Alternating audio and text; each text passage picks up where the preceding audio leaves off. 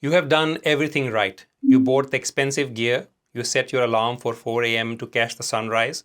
You hiked in the dark, set up your tripod, nailed the exposure, and applied that rule of thirds, if you needed to, perfectly. You did everything the YouTube tutorial told you to do. But when you finally pull that image on your screen, your heart sinks. The image is sharp, it's correctly exposed, but it feels empty. It lacks soul. It doesn't feel like yours. For a long time, this was my exact reality. I was producing perfectly sharp, completely meaningless photographs, and I couldn't figure out why. If you are feeling that exact frustration right now, I want you to know that the problem isn't your camera, your lens, or your editing software. The problem is your mindset. Before I became a full time creator, I spent 20 years in the corporate IT world as a software architect.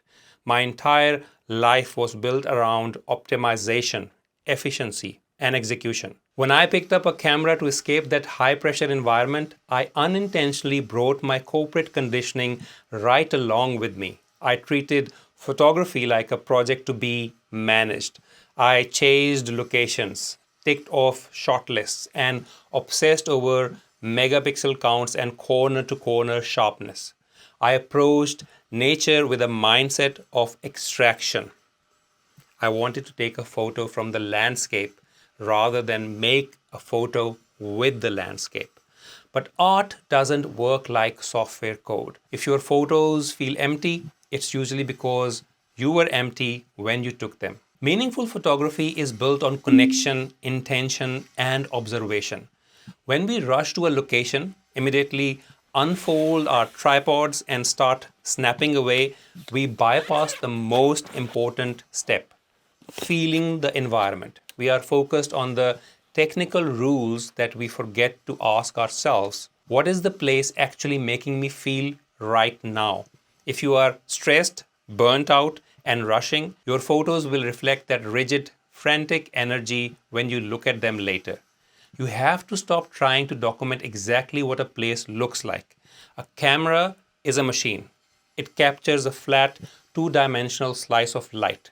It cannot capture the cold wind, the smell of the damp earth, or the sense of isolation you feel standing there. You have to translate those invisible feelings into a visual medium. Here is a photo from my recent trip to Namibia. This was by far the best moment of my journey. Somewhat romantic. I mean, who else gets to see a rainbow in the middle of the desert? It truly was a magical experience. Here is the exact moment when I recomposed my shot and forgot to refocus. The most meaningful image from my 4,000 kilometers drive turned out to be out of focus. My heart sank for a moment when I saw it on the PC. But then I remembered standing there, savoring the experience, feeling the strong breeze, looking at the rainbow, and appreciating the privilege of witnessing this moment. It was just my wife and me. We had the place to ourselves. What a blessing. I was there. I did fix the focus using Adobe Photoshop's AI to see how it would have looked, but that's not the point. The photo still holds a lot of meaning for me, out of focus or not. It's a precious memory. It's not for selling or for boasting about my skills as a photographer or, hey, I traveled there. Instead, the photo is meaningful because it captures the soul of that moment. A few years ago, when AI tools weren't available, the solution then would still have been to cherish the memory.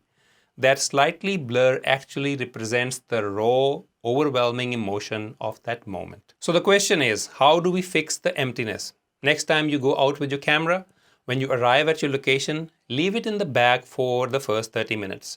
Don't look at your phone, just sit. Listen to the environment, watch how the light actually moves, let your nervous system transition out of the fight or flight work mode and into the present moment. Leave the fast paced corporate culture or moving world behind you just for 30 minutes. Wait until something in the landscape genuinely makes you feel something, a sense of peace, a sense of chaos, a sense of awe. Only then take your camera out. Don't ask, What is the best composition for the scene? Well, yeah, it is a consideration, but I would rather ask, how can I use light and shadows to show someone else exactly what I am feeling right now? When you stop treating photography as a technical checklist and start treating it as a mindful conversation with nature, your images will never feel empty again. They will become a reflection of you. So take your time out there, leave the corporate mindset at the office, and I will see you in the next one. Until next time, Khuda Paman.